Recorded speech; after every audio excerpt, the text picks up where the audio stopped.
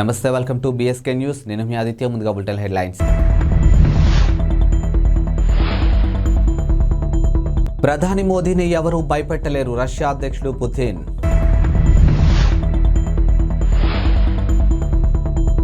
నాన్న త్వరలోనే కోలుకుంటారు, కవిత.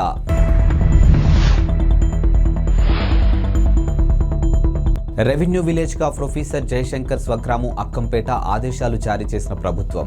భారత ప్రధాని నరేంద్ర మోదీపై రష్యా అధ్యక్షుడు పుతిన్ మరోసారి ప్రశంసల వర్షం కురిపించారు.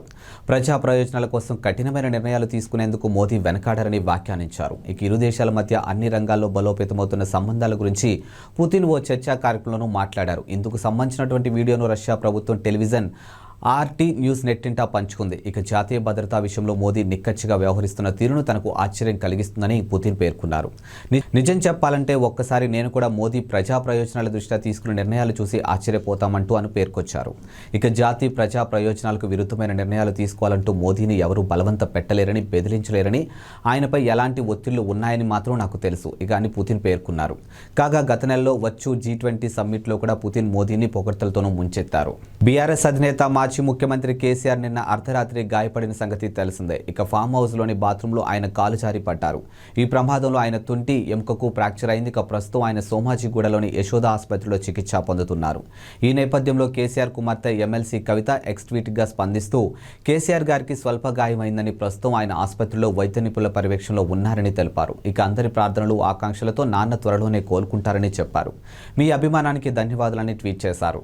తెలంగాణ సిద్ధాంతకర్త ప్రొఫెసర్ జయశంకర్ స్వగ్రామమైనటువంటి హన్మకొండ జిల్లా ఆత్మకూరు మండలంలోని అక్కంపేటను రాష్ట్ర ప్రభుత్వం రెవెన్యూ గ్రామంగా గుర్తిస్తూ నిన్న ప్రాథమిక నోటిఫికేషన్ జారీ చేసింది. ఇక ముఖ్యమంత్రి రేవంత్ రెడ్డి ఆదేశాలతో ప్రధాన కార్యదర్శి శాంతికుమారి నోటిఫికేషన్ విడుదల చేశారు. ఇక అక్కంపేట ప్రస్తుతం పెద్దాపూర్ రెవెన్యూ గ్రామంలో భాగంగా ఉంది.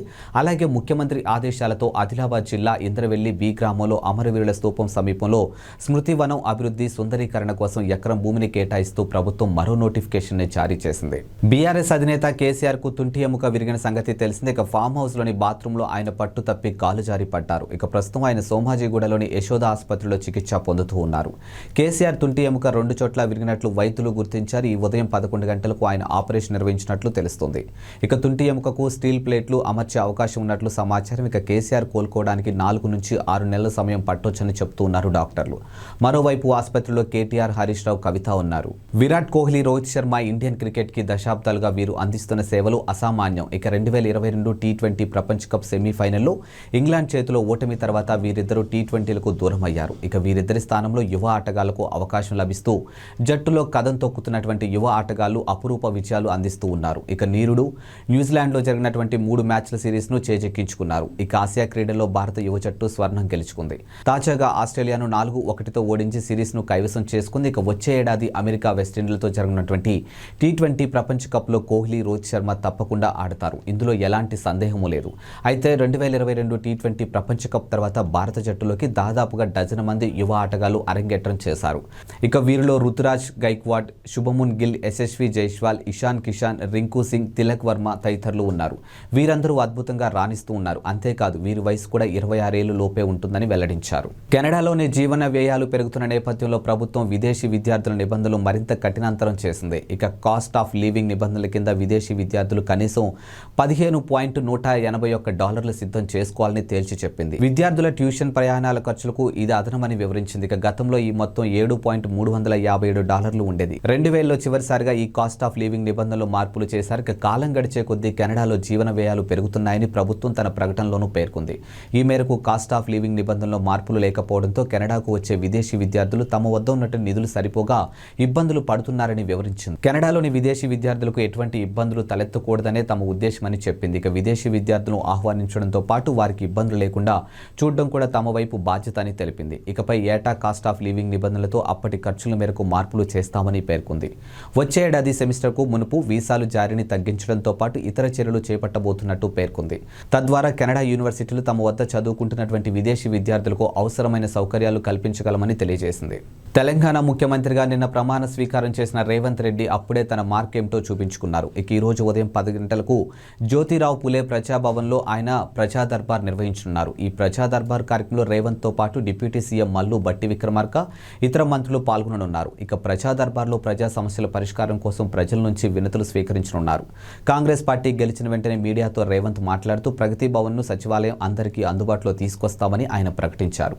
ప్రగతి భవన్లో ప్రజా దర్బార్ నిర్వహిస్తామని తెలిపారు. చెప్పిన విధంగానే ఆయన ఈ రోజు ప్రజా దర్బార్ నిర్వహించనున్నారు.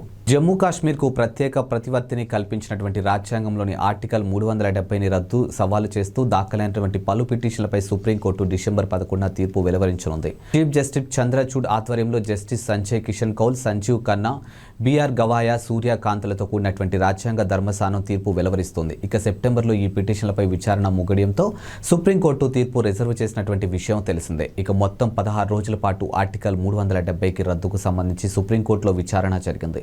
ప్రభుత్వం తరపున attorney general R Venkataramani, solicitor general Tushar Mehta, senior న్యాయవాదులు హరీష్ సాల్వే, రాకేష్ ద్వివేది, వి గిరి వాదనలు వినిపించారు. ఇక జమ్మూ కాశ్మీర్ నియోజకవర్గం అసెంబ్లీ రద్దు తర్వాత ఆర్టికల్ 370 శాశ్వతమైనదిగా మారిందని పిటిషనర్ల తరపున న్యాయవాదులు కోర్టుకు తెలిపారు. రాజ్యాంగ సవరణలకు అవకాశం కల్పించే ఆర్టికల్ 368 ద్వారా ఆర్టికల్ 370ని రద్దు చేయలేమని స్పష్టం చేశారు. రాష్ట్రంలో విద్యుత్ పరిస్థితి గందరగోళంగా ఉందని, విద్యుత్ పరిస్థితిపై సమగ్ర నివేదిక ఇవ్వాలని ముఖ్యమంత్రి రేవంత్ రెడ్డి అధికారులను ఆదేశించారు. ఇక కేబినెట్ సమావేశంలో విద్యుత్ పరిస్థితిపై విస్తృతంగా చర్చ జరిగింది. ఈ సందర్భంగా రేవంత్ రెడ్డి మాట్లాడుతూ సీఎండీపై చర్యలు తీసుకునే అవకాశం ఉందా అని రేవంత్ రెడ్డి అధికారులను ప్రశ్నించారు. ఇక శుక్రవారం జరగనున్నటువంటి సమీక్షకు సీఎండీని కూడా పిలవాలని ఆదేశించారు. ఇక సీఎండీ రాజీనామాను ఆమోదించవద్దని అన్నారు. ఇక 6 గ్యారెంటీలపై కర్ణాటకకు వెళ్లి అధ్యయనం చేయాలని సూచించారు. ప్రజల ఆకాంక్షల మేరకు అధికారుల పనితీరు ఉండాలని సూచించారు. ఇక అధికారులు సమర్థవంతంగా పనిచేయకుంటే ప్రభుత్వానికి ఇబ్బందులు వస్తాయని హెచ్చరించారు. ఏపీలో ఆర్టీసీ ఉద్యోగులు పదోన్నతులకు సంబంధించినటువంటి ప్రభుత్వ ఉత్తర్వులు జారీ చేసింది. ఇక ప్రభుత్వంలో విలీనానికి ముందున్నటువంటి విద్యార్హతల ప్రకారం పదోన్నతులు కల్పించాలని ప్రభుత్వ ఉత్తర్వుల్లోనూ పేర్కొంది. అన్ని విభాగాల్లో వివిధ క్యాడర్లో ఉన్న అధికారులు కానీ ఉన్నతాధికారులు కానీ సంబంధించినటువంటి ఉత్తర్వులను గత వారమే జారీ చేయగా తాజాగా కింది స్థాయి ఉద్యోగులకు సంబంధించి ఆదేశాలు ఇచ్చింది. వీరికి ప్రభుత్వంలో విలీనం తర్వాత ఇతర శాఖల్లో ప్రభుత్వ ఉద్యోగులుగా మాదిరిగా పదోన్నతులు కల్పించడానికి ఇబ్బందులు వచ్చాయని, గతంలో తక్కువ విద్యార్హతలతోనే డ్రైవర్, మెకానిక్ వంటి అనేక పోస్టులు ఆర్టీసీలో ఉద్యోగాలు పొందారని, ఇప్పుడు పదోన్నతులు కల్పించడానికి ప్రభుత్వ నిబంధనలు ఆటంకంగా మారాయి. దీంతో విలీనానికి ముందున్న పాత విద్యార్హతల ప్రకారమే పదోన్నతులు కల్పించేలా సర్కారు ఆదేశాలు ఇచ్చింది. దీనికి సీఎం, సీఎస్, ఆర్టీసీ ఎండీకి, ఎంఎన్యూకి అధ్యక్ష ప్రధాన కార్యదర్శులు పివి రమణారెడ్డి, వై శ్రీనివాసరావు కృతజ్ఞతలు తెలియజేశారు. హీరో నితిన్ తన కెరియర్లో హిట్ల కంటే ఫ్లాప్లే ఎక్కువగా చూశారు. ఇక దీనికి కారణం ఎక్కువగా రొటీన్ సినిమాలు చేయడమే. అలా అని ప్రయోగాత్మకంగా చేసిన సినిమాలన్నీ ఆడేశాయా అంటే అది కూడా జరగలేదు. కాకపోతే ఆయన కొత్తగా చేసినటువంటి ప్రయత్నాలు మాత్రం ఫలించాయి. ఇక 2005 నుంచి 2011 వరకు అంటే సుమారు 6 ఏళ్లలో నితిన్ ఒక్క హిట్టు కొట్టలేదు. ఈ 6 ఏళ్లలో ఆయన 6 సినిమాలు చేస్తే అన్ని డిజాస్టర్లు అయ్యాయి. ఇక 2012లో వచ్చినటువంటి ఇష్క్ సినిమాతో నితిన్కు బ్రేక్ ఇచ్చింది. ఈ సినిమాలో మళ్ళీ నితిన్ కెరియర్ గాడిలో పడింది. ఇక అక్కడి నుంచి నితిన్ సినిమాలకు మంచి మార్కెట్ ఏర్పడింది. టీడీపీ జాతీయ ప్రధాన కార్యదర్శి నారా లోకేష్ పాదయాత్ర ఉమ్మడి తూర్పుగోదావరి జిల్లాలో ఉంది. ఈ నెల 17న యువగలం విశాఖలో ముగియనుంది. తూర్పుగోదావరి తర్వాత విశాఖ జిల్లాలోకి అడుగు పెడుతుంది. ఈ క్రమంలో మాజీ మంత్రి, పోలిట్ బ్యూరో సభ్యుడు చింతకాయల అయ్యన్న పాత్రుడు పేరుతో కొన్ని ట్వీట్లు వైరల్ అవుతూ ఉన్నాయి. లోకేష్ పాదయాత్రకు సహకరించిన అంటూ అయ్యన్న వ్యాఖ్యలు చేసినట్లు కొందరు టీడీపీ కార్యకర్తల పేరుతో ట్వీట్లు వైరల్ చేస్తూ ఉన్నారు. ఈ క్రమంలో టీడీపీ స్పందించింది. అవన్నీ ఫేక్ అంటూ క్లారిటీ ఇచ్చారు. ఇక వైసీపీ అధికారికంగా చేయిస్తున్నటువంటి ఫేక్ పోస్టులు ఇవన్నీ అని, ఈసారి టీడీపీ సీనియర్ నేత అయ్యన్న పాత్రుడిపై పెట్టినటువంటి ఫేక్ పోస్ట్ ఇది అని, ప్రజలారా, కార్యకర్తలారా వైసీపీ ఫేక్ పోస్టులు నమ్మకండి అంటూ టీడీపీ ట్వీట్ చేసింది. ఇక ఈ ఫేక్ ట్వీట్ల విషయంలో జాగ్రత్తగా ఉండాలని అన్నారు. గతంలో కూడా టీడీపీ పేరుతో కొన్ని ఫేక్ ప్రెస్ నోట్లు కూడా వైరల్ అవుతున్న సంగతి తెలిసిందే.